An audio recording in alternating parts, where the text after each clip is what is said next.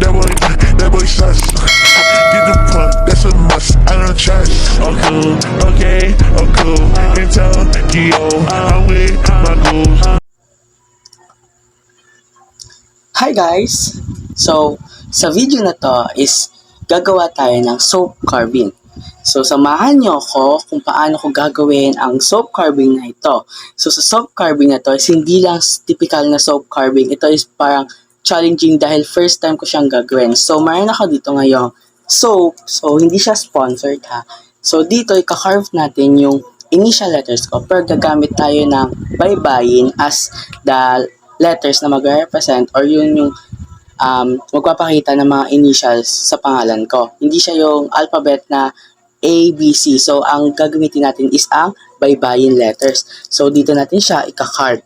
So, meron din ako ditong mga paintbrush.